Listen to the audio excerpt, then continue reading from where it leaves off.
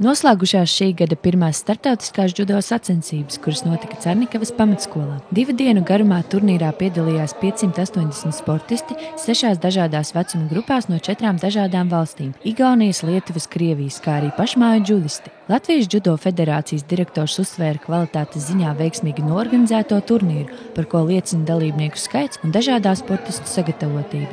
Cilvēki arī dažādi un sportisti dažādi arī. Mēs šeit varam redzēt cilvēks ar baltu joslu un cilvēks, kurš tikai saka nodarboties ar judo un ir pieredzēti cilvēki.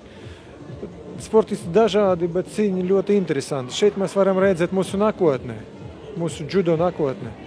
Atzinīgi judo turnīru novērtēja viesi no kaimiņu valsts Lietuvas, kuri jau 3. gadu piedalās turnīrā un ieguvuši godpilnas vietas dažādās vecuma grupās. Šogad no Lietuvas startēja 3 judo klubi un kopvērtējumā ieguva 6 pirmās vietas, 4 otrās vietas un 1 trešo vietu.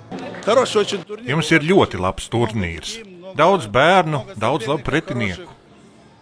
Jūs augat ātrāk par mums, bet mēs jūs dažreiz panākam un pat apdzenam. Cernikavas sporta centrā trenējas vairāk kā 50 jaunie džudisti. Cernikavas novads tika pārstāvēts gan zēnu, gan meiteņu grupās. Mājinieki turnīru kopvērtējumā izcīnīja 3 otrās vietas, 1 no tām meiteņu grupā un 2 trešās vietas puišu grupās. Kas bija tavas cīvākās konkurences šodien? No Kyodai, no kluba Kyodai. Es ar to meiteni, ar kuru zaudēju, jau esmu ilgāku laiku cīnījusies, un es visu laiku viņu zaudēju, bet es strādāju, lai viņu uzvarētu. Man veicās nesevišķi labi, jo man bija 3. vieta. Bet 3. vieta taču ir labi. Jā, bet nepadevās šodien. Pretinieki bija stiprāki.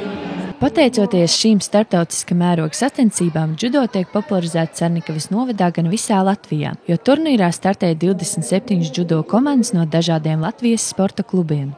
Zana Zemniece, Didis Pučs, TV Spektrs.